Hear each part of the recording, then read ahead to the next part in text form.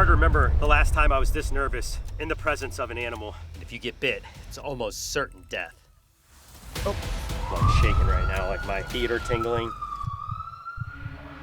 Right now, I am out tide pooling in Eastern Australia in search of the deadliest creature on the planet. The Blue Ring Octopus has one of the most toxic venoms on Earth, and if we're lucky enough to find one, I'm going to attempt to touch it with my bare hands. But first things first, let's get looking. From experience tide pooling, the best results are usually from the edge. The further out you can go, the better. An octopus can change the texture of its skin, and it would just look like any of these.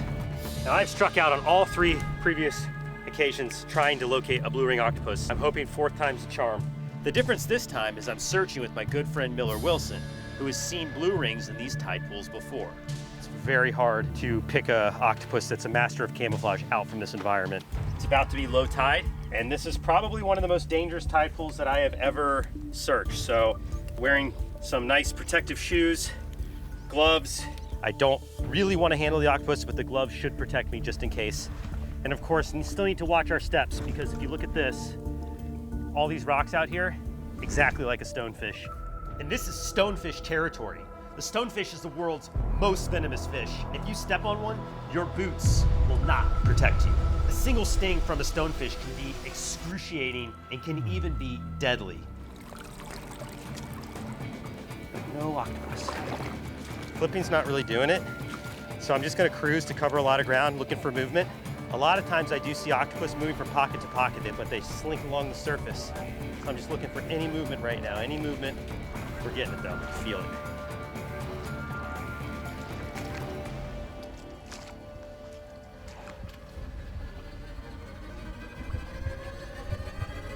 Oh my God, I got an octopus. I got a blue ring, guys.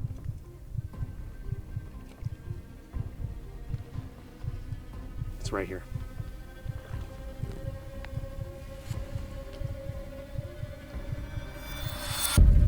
There it is. I missed it. It's right in here. It's right here. How could I miss that? That was it.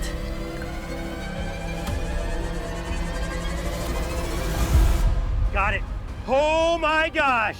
We got one. Are you kidding me? Yes! Boom, baby! Boom.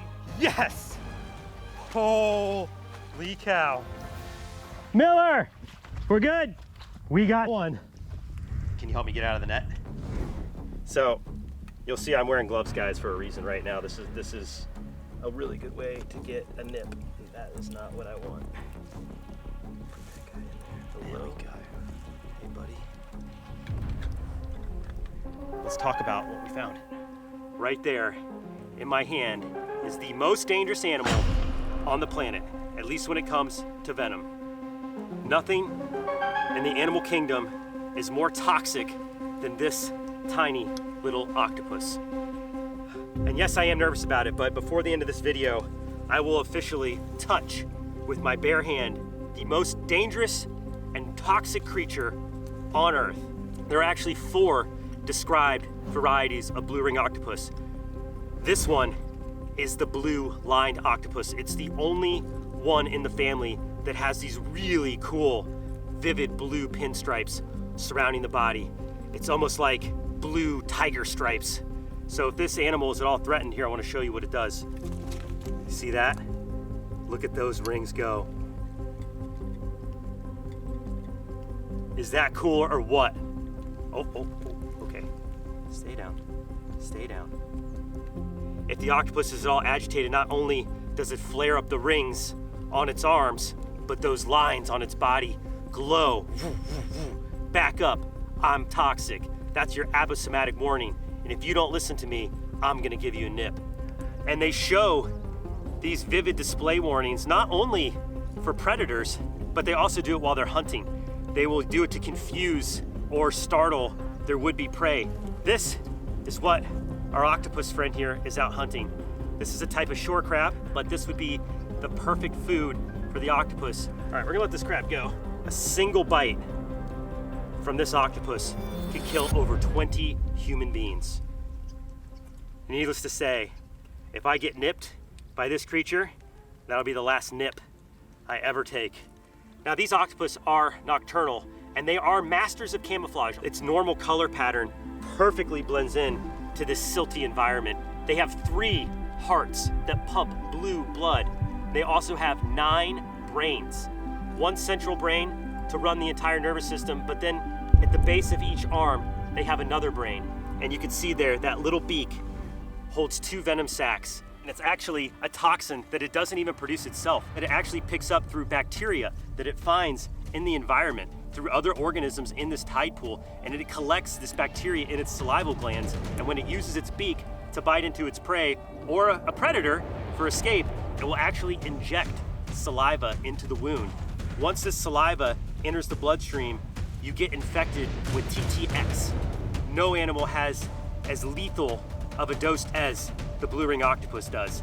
If you get even a micro amount of TTX in your bloodstream, all you can do is be put on life support and hope that eventually your body works through the toxin on its own. And here's the worst part about it.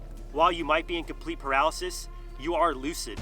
There are survivors that have lived to tell the tale of having people try to resuscitate them, giving active CPR, and they weren't able to communicate, but they remember everything. And a lot of people get bitten by these octopus because of mistaken identity. You'll come out to a local beach in Tidepool. Guys, turn your cameras right now. This is an active beach. People take their dogs and kids and play on this beach, and these animals live all along the coastline. Now that's not to scare you. Obviously, we're out here actively looking for them. They're hard to find, but people do unfortunately come into contact with these octopus, and they will pick them up, play with them, and in that process take a bite, which is completely painless, by the way. Initial symptoms are going to be things like tingling, difficulty breathing, difficulty thinking, loss of your motor skills, wobbly walking. If you think you are ever bitten by a blue ring octopus and you start to have symptoms, you have to be rushed to the hospital as fast as you can. We're talking like life flight situation, because you only have a matter of minutes before your whole nervous system starts to shut down and you're no longer able to breathe. Whew. And saying all that while holding the octopus in your hand, it's hard to remember the last time I was this nervous in the presence of an animal. All right, the time has come for something that I've thought a lot about. Because I know the only way that this octopus has the ability to envenomate you is a bite with its beak, I'm going to attempt to touch with my bare hand the most lethal, toxic animal on the planet. In order to do that, I'm gonna just dump out this water. Look at that. The octopus is trying to mimic the color of the cube. Rest assured, this is just a camouflage tactic. They are masters at this. That octopus is still very much able to pounce and bite. They can spend extended periods out of water. All right, so just so you guys know, if this blue ring does snare me, we're going to the hospital on 3. 1, 2, 3.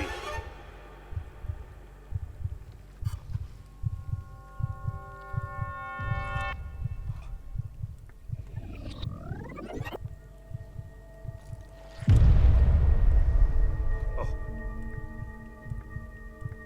That made me nervous. All right, lid back on. I don't think I was just bitten now, but I'm not completely sure. I had to take a break, guys, because like I'm definitely feeling a little lightheaded, like major anxiety. That animal right there, if you get bit, it's game over. It's lights out. Guys, I am like shaking right now. Like my feet are tingling. Things that you normally wouldn't pick up on, like heart rate, how I'm breathing, tingle feeling. Like I'm just from like all the adrenaline pumping through my body. And the emotions are intense, super intense. Gotta shake that off. The anxiety that I'm experiencing on camera is real, as I had almost identical symptoms to that of a blue ring bite. While I was 99% sure I wasn't bitten, we had to closely monitor my symptoms until we deemed it safe enough to continue filming. The symptoms of these bites can be subtle and can be hard to differentiate from anxiety and panic from other sources of stress. Please, never attempt to do what you are seeing in this video. I cannot stress enough, if you are bitten by a blue ring octopus, you must seek medical attention immediately. I think I'm all right. I think I'm okay to continue. Let's keep going. Okay. It's been a while since I've had this kind of reaction to being in an encounter with an animal. Like, it's like my first time seeing a venomous snake. It's like all kinds of emotions right now. Just brushing up against one in the tide pool, whether you're walking around, if you accidentally touch one, you're gonna be just fine. It's like every other octopus. The difference only occurs when you take a bite from the beak right there. While tide pools can hide dangerous creatures, they also act as a refuge for some of the most fascinating sea dwellers. Got him, haha! This is a swift-footed shore crab, and they are very difficult to catch because, like their name, they're very swift. Now, these crabs are very, very common in these tide pools. In fact, we were here last year and I caught one and took a photograph and put it on Instagram, and it was one of my most liked Instagram posts of our entire production last year, but unfortunately we could not catch one again to get it on camera. So I'm really happy that I was able to find one today to show you guys. This one does feel like it did just molt, which is perhaps why it was a little easier to catch and maybe a little bit slower. I can tell that because its shell is slightly soft. But what's really cool about crabs is they're sort of like the custodians of the tide pools. They're like the cleanup crew. They're opportunistic omnivores, so they're out here eating a lot of the dead things and all the carrion, and they also eat some of the plant life, including some of the algae and some of the plankton scum that washes up. So they do a very good job at managing these tide pools and keeping them pristine for all the other creatures. So thank you for doing that, and we're gonna let you go now so you can go about your day. See you, buddy. Thanks for hanging out. There he goes. Oh, look at this. This tide pool is brimming with life. It's a lot of fish. A lot of fish around here. Wait a second. That is a cone snail. And cone snails are very venomous. So what I want to do real quick is I'm going to place the cone snail on this glove. This is actually sting proof and bite proof to use when you handle venomous creatures. All right, there you have it. You can see that patterning on the shell, and that's how I was able to identify it as a cone snail. Some might say this is actually an aposematic coloration because of how venomous this creature is. You can actually see its foot reaching out to right itself right now. That's pretty cool. All right, so let's talk about what makes a cone snail such a lethal predator. They're actually armed with a very specialized radular tooth up by their mouth that can actually shoot a venomous barb out like a harpoon to dispatch their prey. Now, this barb is laced with a neurotoxic venom, so it immediately paralyzes the prey, so then the snail can catch up and consume it. Because some of them actually eat fish, and those cone snails are actually very dangerous to human beings. So if you're ever gonna come out shelling or pick up a snail in this region of the world, you definitely wanna be aware of what a cone snail looks like before you do so. All right, let's put it back and see what else we can find out here in the tide pools. Well, I have good news and bad news. The good news is we've already found some pretty cool animals. The bad news is the weather that's been pushing through the last few days is really not letting this tide drop quite as low as I thought it would. So I have a GoPro wearable that I'm gonna throw on my shoulder, and I'm gonna head out there with this net, get in those rocks and hope to get lucky.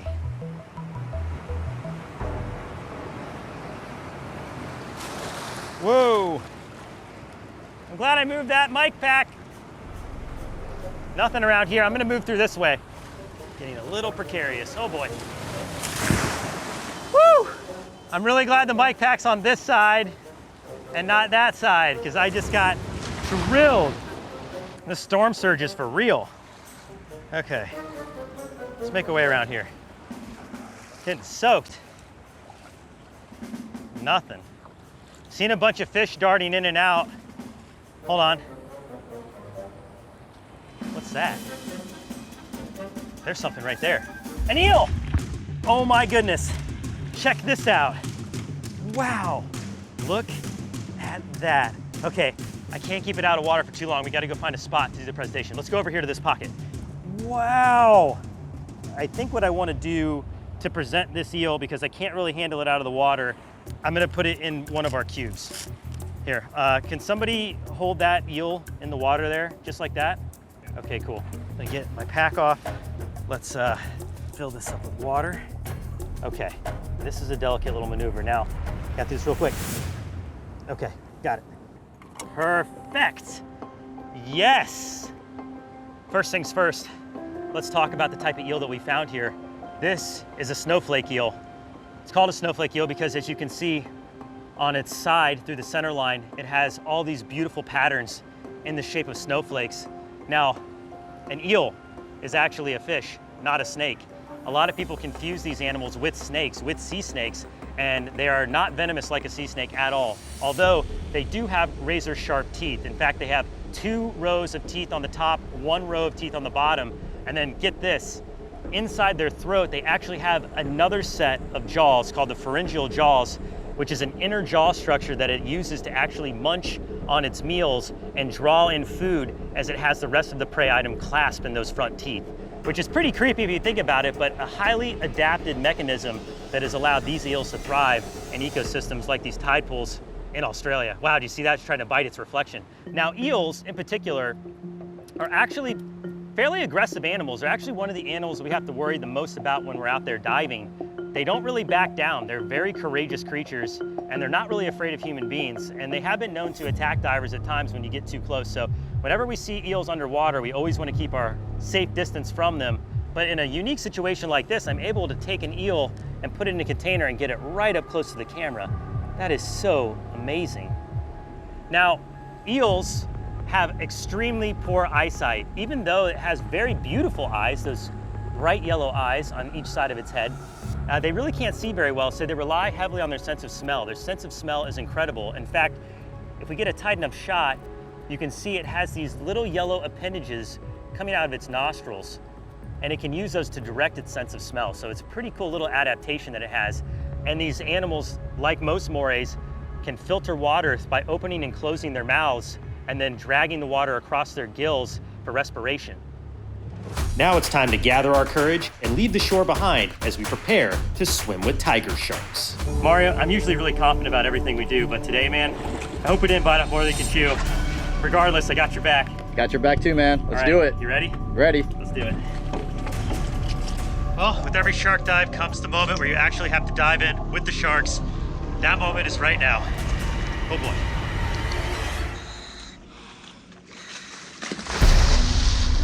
As I plunged beneath the surface, cool water rushed through my wetsuit, sending an instant shock up my spine.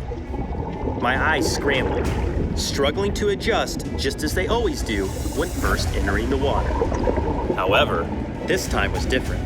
This time, I knew I was completely surrounded by sharks. But something strange happened as the environment around me came into view.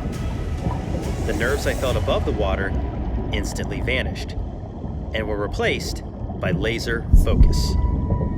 In a snap, my vision and other senses elevated to a hyperstate, a sensation I had never felt until this very moment. Within these few but critical milliseconds, my entire perspective changed. I was indeed aware of the countless lemon sharks around me, but I could also sense their intentions were not to attack. If anything, they seemed curious. Oddly enough, I actually began to feel calm.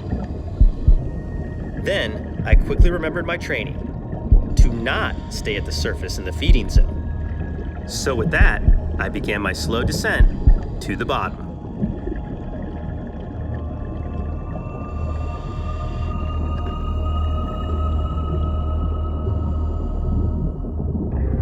The water clarity was incredible.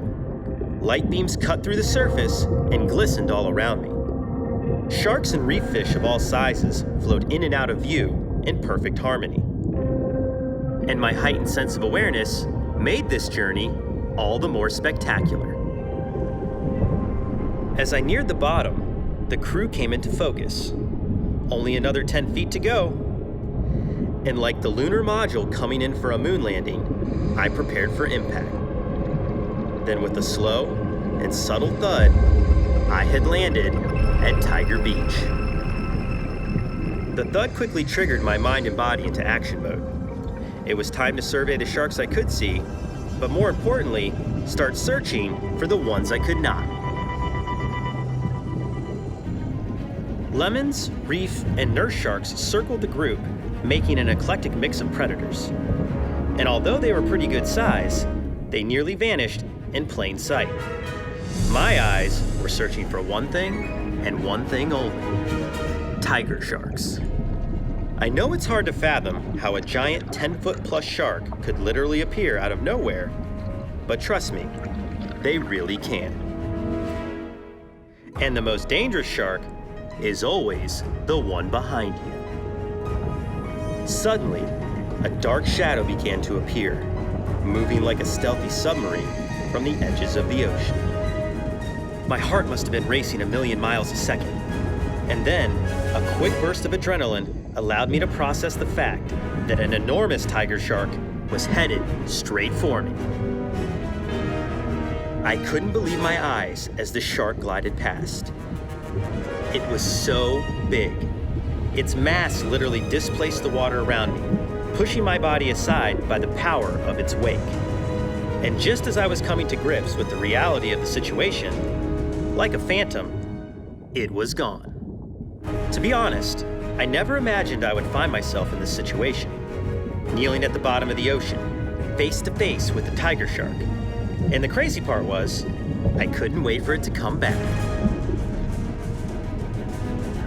Knowing where the sharks are at all times is the only way to prevent an accidental attack, which is also the most frequent kind of attack that occurs in these situations. And knowing the location of the sharks is a team effort. Everyone checking their surroundings and signaling to unsuspecting divers of a shark's whereabouts. Sharks by their very nature are curious. You can sense this immediately being in their presence. Their eyes constantly scanning, their movements subtle and calculating. But the one thing sharks also do is investigate with their mouths. And this is not what you want to happen to your body 40 feet below the surface. Even a taste test in these situations can be fatal. So knowing where and how a shark is approaching you is vital to avoiding any regrettable situations. When we first arrived at the bottom, the sharks were still very cautious, circling us at a distance of 15 feet or more. But with every lap, they became more and more confident, especially when the dive master began to introduce food. Seeing the sharks chow down giant chunks of fish was a quick reminder of the seriousness of those teeth. The way they could just devour fish after fish after fish was extremely impressive. In fact, their jaws are so strong, they can even crack the shell of a sea turtle. While in feeding mode, this initiated the sharks to investigate the rest of us. Almost as if they were thinking, who else has some tasty fish for me? Well, none of us did, so when this happened, it created some spectacular flybys. One after another, they would approach and veer to the right, and then to the left, and sometimes right overhead.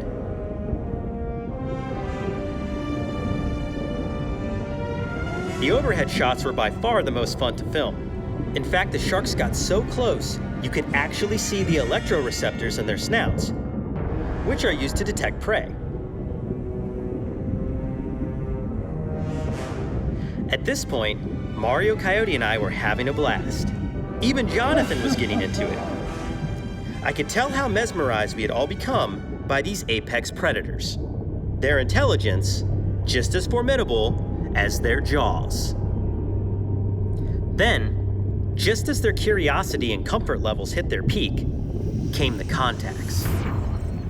As scary as this sounds, it's actually quite simple to redirect them away from you. The key to this maneuver is to gently palm down the shark's snout and push it away from you, letting its momentum do all the work. Check this out. Look at that barrel roll. Believe it or not, it was actually kind of fun having these contacts.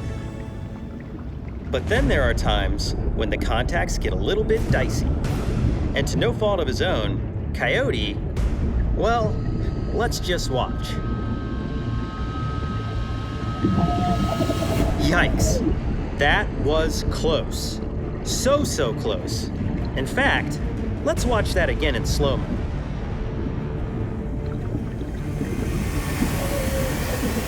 See, one thing you don't want to happen when making contact with any shark is place your hands or any part of your body under its nose. This will trigger a reflex that drops the shark's jaws, and yeah, you can kind of fill in the rest on why this is bad. Good thing Coyote got lucky and was able to quickly avoid that chomp, or this would have turned into a horrific bite episode. Definitely not something we ever want to happen. After Coyote's close call, we all realized our air was running low, and it was time to head back to the boat. One by one, we ascended to the safety stop just below the ship. At this point, I could see the smiles all around. We had done it. We successfully completed our first major shark dive. And what made it most special is that we had done it together.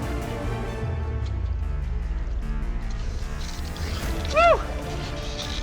That was pretty amazing, guys. If you thought that adventure was intense, just wait. We're about to get face to face with the ocean's most dominant predator. This is the point where the nerves start to kick in, and it's not because I'm scared, it's not out of fear, it's healthy, because an activity like this is not risk-free. Even though we're with one of the best crews in the world when it comes to diving in cages with great white sharks, we still have to have our wits about us. Anything can happen. We're talking a ton-plus animal that can be ferocious in a moment's notice, and they can literally rip these cages apart. In fact, one of my friends caught footage of a shark entering a shark cage, and they had to pop the top where the divers are supposed to come out to release the shark, not the diver. So we definitely have to keep our eyes peeled, be aware at all times, watch each other's backs when we're in the cages, because literally anything can happen. Just because there's bars in front of us, that's not any sign for complacency when you're in the water with an animal that formidable. The few steps between the deck and the shark cage created a bridge to the world of the great white. My heart began to race, but this time, the nerves I felt were more distinct. This was an adrenaline rush from the excitement of a life's dream nearing closer with each and every step. My moment had finally arrived. Here we go!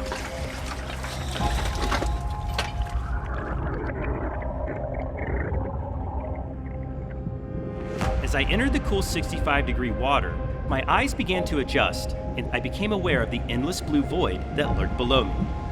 The sunlight danced through the 12,000 feet of water surrounding the landscape of the island, and there was no bottom in sight, meaning the sharks could be anywhere and come from any direction. Looking around, scanning for our first shark, I was in awe of the clarity of the water and the abundance of fish in the area. Our main challenge at this point was getting properly positioned. The strong currents threw us around the cages like ragdolls.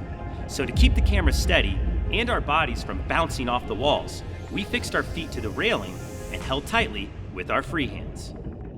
Watching from below the surface, I could see the occasional splash from above as the crew tossed bait lines into the water. Knowing full well that each attempt could be the line to draw the apex predators from below. We waited, patiently scanning the blue abyss for any shadows or signs of movement. Minutes seemed like hours, but then, without much warning, it happened. From the distance, a dark shape began to appear. It crept toward us slowly, and then suddenly, it was right in front of us. Wow, I couldn't believe my eyes. What I've been witnessing for years on Shark Week was right in front of my lens. Finally, I was in the presence of a great white shark. It thrashed toward the bait and missed, but after a quick lap around our cage, it disappeared again. As fast as the giant flashed into view, it was gone. But this was proof of victory. We were going to be seeing sharks today, and hopefully, lots of them. On average, great white sharks will have up to 300 teeth in their mouths at any given time. And these teeth are arranged in up to 7 rows, with the first 2 known as their working teeth. As you can see by our footage, their attacks are calculated and precise. The torpedo shape of their body allows the great white to accelerate up to speeds of, get this, 35 miles an hour and strike with a force of 29 Gs. So forget about the bite for a second. The impact alone is enough to kill prey all by itself.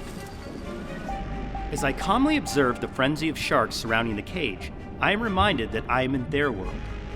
Not only am I observing them, they are observing me. Witnessing a strange visitor in a metal cage, they would come closer and closer with each pass for a better look. And locking eyes with a great white shark is something that I'll never forget as long as I live. As my time in the cage came to a close, I couldn't help but keep my camera rolling. We had seen many impressive sharks today, but I just had this feeling that something big was about to happen. When suddenly, a giant silhouette charged from straight beneath, and with its sights locked on the prize, it lunged at full kill speed. And pow! I could not believe it. It's rare to see from the surface, let alone from underwater, but what we had just witnessed was a full breach. Behold, the full fury of the great white shark. But what if I were to tell you that we really didn't come all of this way for an ordinary shark cage adventure?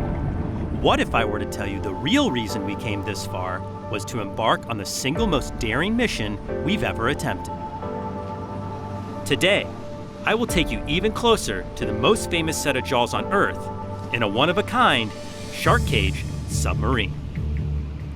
By now, I'm sure everyone watching this video has at least seen images of a great white shark before. But have you ever seen a Spock? Probably not, because this self-propelled ocean cage is highly experimental and can only be piloted by one of two people in the entire world. Now, the sharks will let us get close in this, or are they gonna get close to us? Both. Both. Yeah. Meet Eric Higuera, our pilot for today's mission, and a world-renowned marine biologist and ocean photographer. So no matter what, we're not gonna sink. Well, that could be the second step. That's not what I wanted to hear. Eric, I want you to say, yeah, we're not gonna sink. You are in charge of monitoring your own air supply system. I won't be able to monitor that. If you run out of air, it's gonna be your fault. You're probably asking yourself, or maybe even yelling at your screen, why are you putting yourself in this situation? Well, what we know of these mysterious creatures has been limited to years of topside observation, cage diving, and the infrequent free dive experiences that only a few have lived to speak of.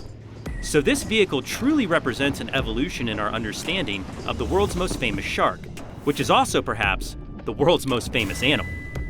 All right, so we had our debriefing with Eric on the self-propelled ocean cage, AKA Spock, and I have to say, I am so excited to get out there and in the water in this research vehicle.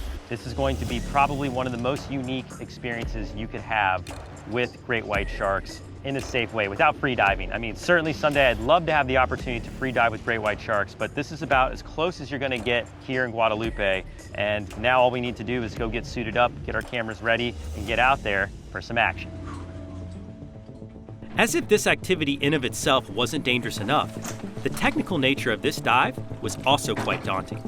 I would need to wear a full face regulator in order to maybe have communication with the pilot. However, underwater comms are notoriously unreliable.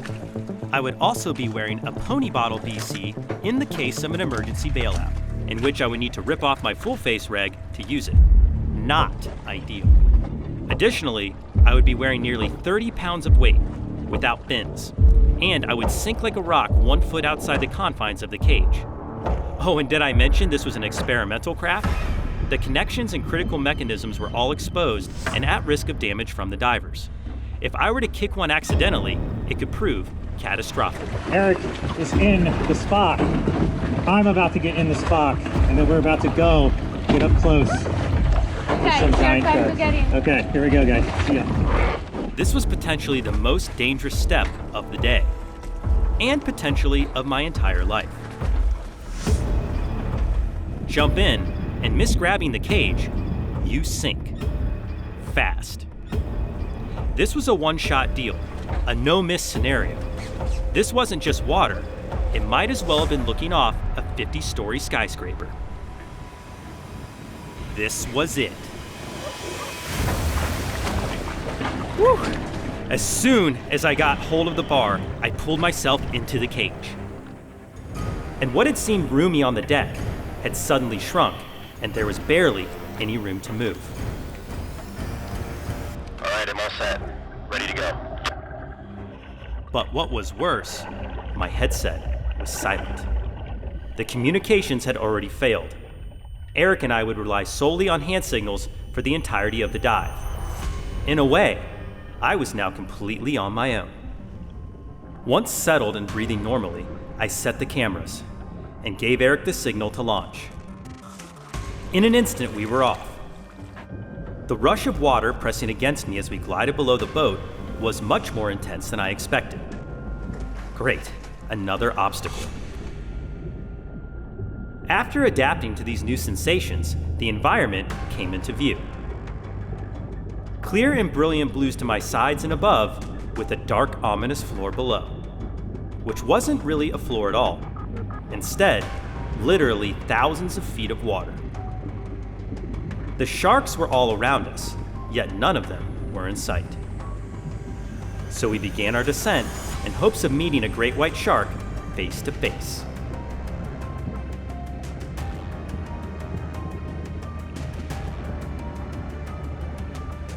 Eric zipped the Spock up and down, checking different depths for shadows and signs of movement. The thermoclines, or temperature layers, were dramatic. Each dive down would zap us with freezing cold water, and the light would retreat right along with it. It was very dark below 60 feet, a perfect environment for these sharks, as they have adapted retinas that are actually split, one part suited for surface light and one part adapted for darkness. And while we certainly require wetsuits to regulate our body temperatures to keep from hypothermia, the sharks are able to regulate their bodies all on their own.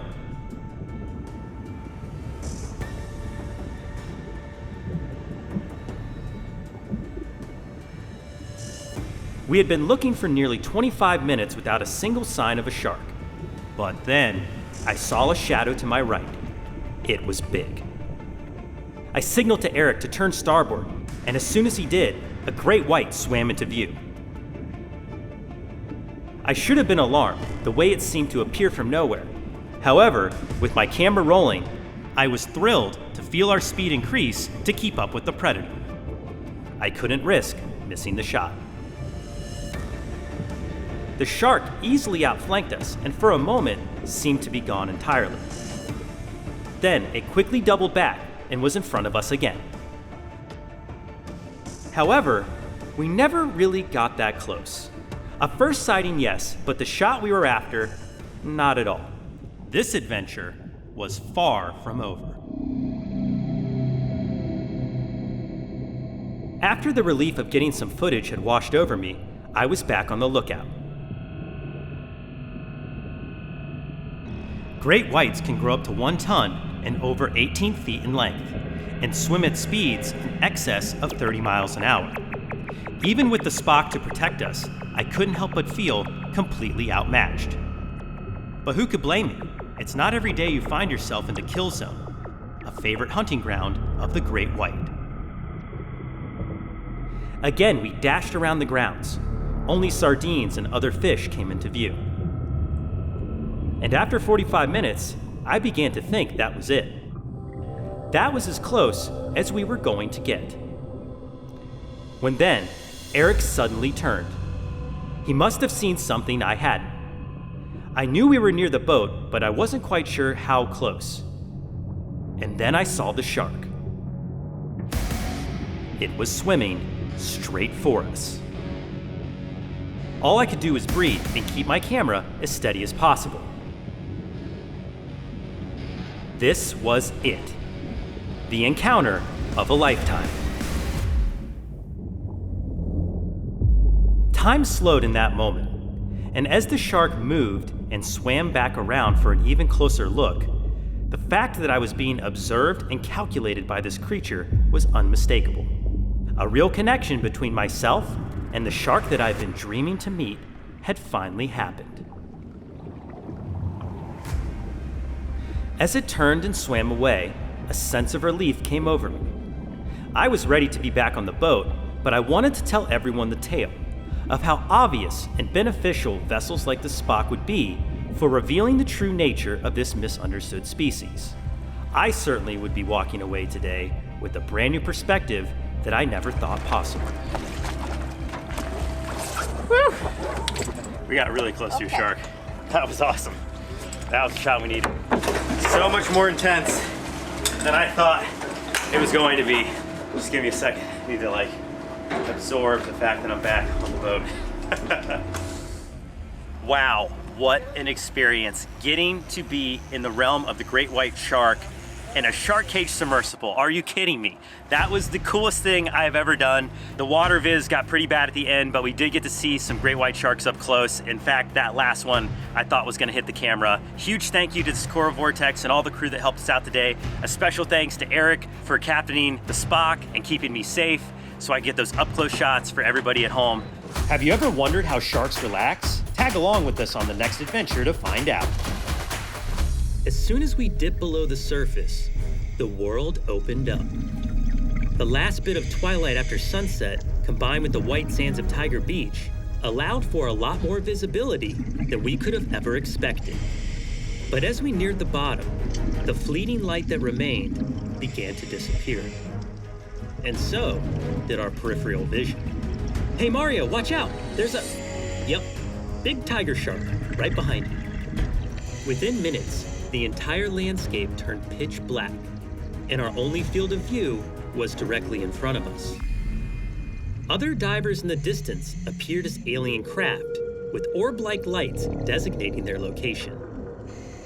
With ominous shadows stirring the now murky water, we were surrounded on all sides by two things that have terrified humans since the beginning: sharks and darkness.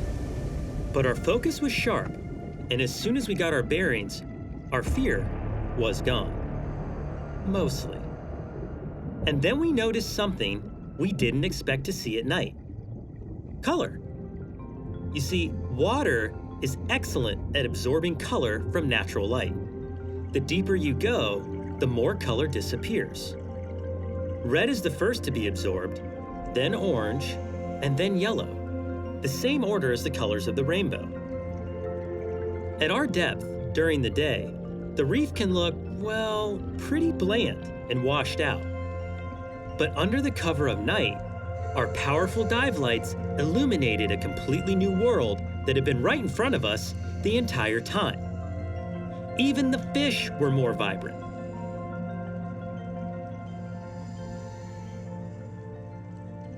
And then, while we were all completely mesmerized by the colors of the reef, from out of the darkness, ghostly figures flew gracefully into view. These rays are filter-feeding fish. Their flight pulls plankton and other nutrients into their systems and spreads water across their gills, allowing them to breathe. Like spaceships flying across our night sky, just as fast as they appeared, they were gone. The rays may have vanished, but if there's one constant at Tiger Beach, it's, well, sharks. And more specifically, tiger sharks. We knew they were out there, but at night, we couldn't see them until they were right in front of us. They drifted in and out of our light like phantoms. The effect was chilling and surreal, and so unnerving, in fact, that I started to actually become numb to it. Here I am, sitting at the bottom of a pitch-black ocean, surrounded by deadly nocturnal hunters, and I'm totally at their mercy. And then, suddenly, we came upon something that would change my perspective of sharks forever. It was a lemon shark, and it appeared to be, well, sleeping. Okay, so sharks don't actually sleep, at least not like we sleep. But some sharks, like nurse sharks or this lemon shark, go into restful periods that appear like sleep. But trust me, this shark was still wide awake and ready to defend itself against anything, including a curious first-time night diver. But did that stop me? Nope. This would be the perfect opportunity to get some great close-ups of that shark. And of course, its razor-sharp teeth. Lemon sharks can grow up to 10 feet long and weigh over 400 pounds. But despite their imposing size, they tend to be gentle giants and are not responsible for any known human fatalities. Although, like any shark, they will bite if provoked.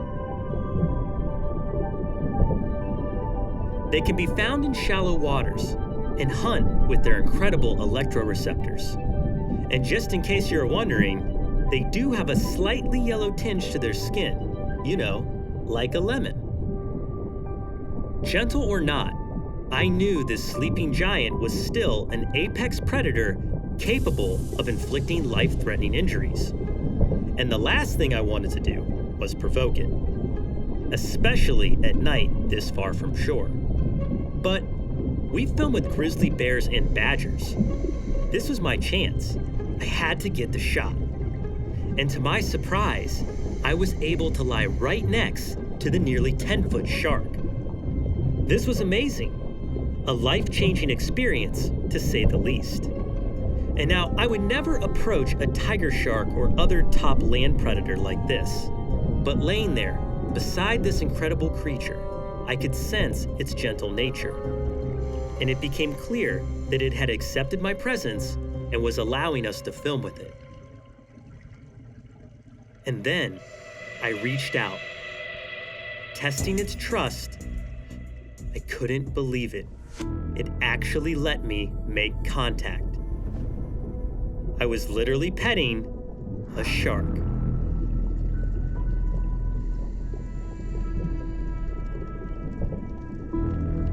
This chance encounter cultivated within me a growing sense of connection, not only to this creature, but to its entire aquatic realm. Swimming during the day in a frenzy of tiger sharks, and now petting a lemon shark on my first night dive, reminded me of how misunderstood these animals are. Our fear of them, like our fear of the dark, is really just a fear of the unknown. Every single time we go out for a blue wilderness adventure, we've managed to see something unexpected. And this incredible dive, our first night dive, was no exception. Swimming among them, and literally lying beside them in the darkness of Tiger Beach at night, brought home to me more than ever how meaningful our adventures could be to better understanding the mysteries of the ocean. You never know what you might come across on a night dive. Stay tuned to see the next featured creature, a venomous alien from the deep. Plunging into dark water is without question disorienting. And it isn't until you regain your visibility and bearings that your instincts to turn back retreat and allow you to press forward further into darkness. My eyes struggled to scan the empty space around me for a glimpse of anything. But just like that, we have our first visitor. Drawn in by my camera lights, I find these Caribbean reef squids stunning and very interesting to observe. Oddly enough, it actually might be as equally interested in me. They can be quite the characters and are extremely intelligent. It's mesmerizing how its bright coloration and translucent skin glimmer as it flutters its fins against the dark, inky water. Isn't it incredible how it can remain in perfect position with so little effort? Closely related to octopus and cuttlefish, these torpedo-shaped cephalopods have 10 appendages set in front of 2 very large, complex eyes. And while Caribbean reef squid are normally social creatures, seeing one all alone isn't that uncommon. Wow, they really are something. What an interesting creature to kick off tonight's dive.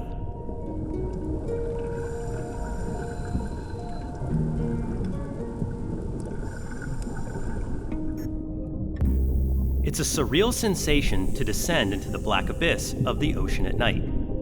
Some would argue this scenario would easily rank as their greatest fear, and I wouldn't necessarily blame them. Your first night dive can be scary. Luckily, our camera lights are strong and almost create a force field, literally pushing back the fear of the unknown and establishing the reality that exists in front of us. I learned long ago that a strong sense of curiosity can be the best defense against any fear. Curiosity, like our dive lights, can illuminate our minds to focus on what we can see instead of imagining what figments may exist beyond the shadows. And in this world, almost anything my light touches brings my curiosity to a boil. The weightlessness of diving, combined with this foreign landscape, feels like nothing less than a space odyssey. So in the spirit of worlds beyond our imagination, tonight we are on the hunt for something truly bizarre, as I hope to encounter the aliens of the reef.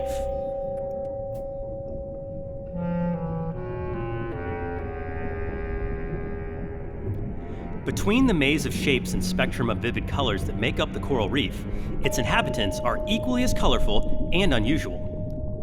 And as I get closer to the reef, many of the smaller creatures start to reveal themselves, like this arrow crab. As are most of its other crab cousins, this one is an opportunistic feeder, hunting for worms and other easy prey items. But if that doesn't look like an alien, I'm not sure what does. Okay, let's move on and see what we can find on the other side of the reef. Oh wow, so in complete contrast to the arrow crab, here we have a huge reef spider crab, also known as a channel clinging crab.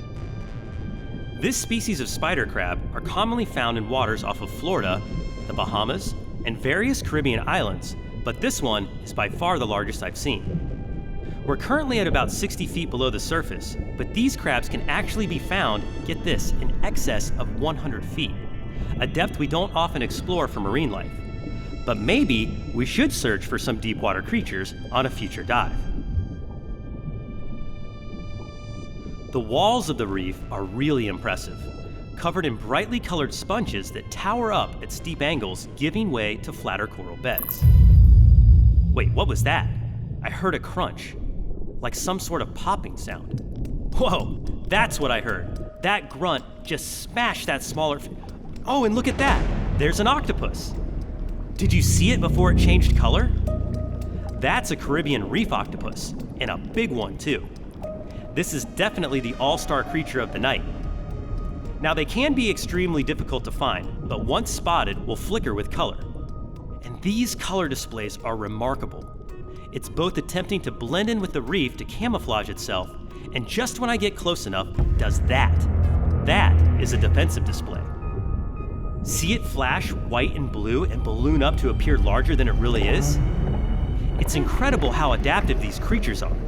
Not only able to change color, but also able to change their shape and skin texture completely. Seeing these behaviors is very rare. This is actually the first time I've ever witnessed it. Now let's talk about danger. All octopus are venomous, including this one, and use their beaks to inject their prey with a toxic saliva that paralyzes them while they're consumed. However, unlike their smaller cousin, the blue ring octopus, this species does not have a lethal bite when it comes to humans. But besides their venomous ways and bizarre appearance, these animals are indeed strange, having 3 hearts, 360-degree vision, and possessing inexplicable intelligence has some scientists suggesting that these creatures are indeed aliens from another world. In fact, there are few fossil records to suggest otherwise, but we'll save that debate for another video. That night dive was epic, but now it's time to gear up and swim between 2 continents in the clearest water on Earth. All right, guys, we're about to go snorkeling in the Silfra Fissure, some of the clearest water visibility in all of the world, and actually one of the only places that you can dive between 2 continents. Literally, we are standing in the fissure that separates Eurasia and North America right now. We definitely don't want water getting inside our suits because it's around 2 degrees Celsius, just above freezing. Time to get in.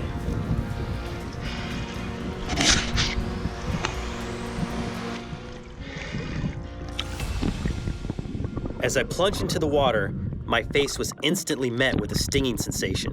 The shock distracted me, but then suddenly, an explosion of color. This landscape was absolutely surreal, something straight out of the pages of a science fiction novel. And to top it all off, the water was 100% crystal clear. It was nearly unbelievable. The visibility in the fissure on a good day is said to extend well beyond 300 feet, and I think we can all look at this footage and confirm that that is definitely true. I can see now why so many people with the fear of heights have issues with this experience, It literally felt as if nothing was between me and the bottom of the fissure. In fact, the sensation was actually closer to that of flying than it was to swimming. That is, until I tried to actually kick with my fins. The dry suit, while providing life-saving warmth and insulation, made it nearly impossible to move. The buoyancy it created restricted my movement so much that to a large degree, I was only able to move forward by the assistance of the current. However, I will say this lack of mobility actually allowed me to relax and enjoy the experience as a whole and really take in all the color and spectacular scenery. Sometimes, it's nice to just be along for the ride. So how does a place like the Silfra Fissure come to exist? Well, as it turns out, Iceland sits smack dab on the mid-Atlantic ridge, which is formed by the separation of the North American and Eurasian tectonic plates. In Thingvellir National Park, the separation of these plates expands nearly 1 inch every year. But over the course of millions of years, it has created fissures, which are filled by a natural aquifer and glacial meltwater from the surrounding peaks. This water moves slowly, very slowly. In fact, it can take up to nearly 100 years to travel and filter itself through the porous volcanic soil, making it some of the purest H2O on the planet. It is so pure, you can literally drink the water around you as you swim through the fissure. And yes, I definitely tried it out. Well, the water is cold, but I can tell you guys, this is by far the clearest visibility I have ever encountered. And oh, by the way, the water is delicious. It's about the purest water that you could ever drink. So it is one of those scenarios where you can't drink the water. It's pretty awesome. Iceland.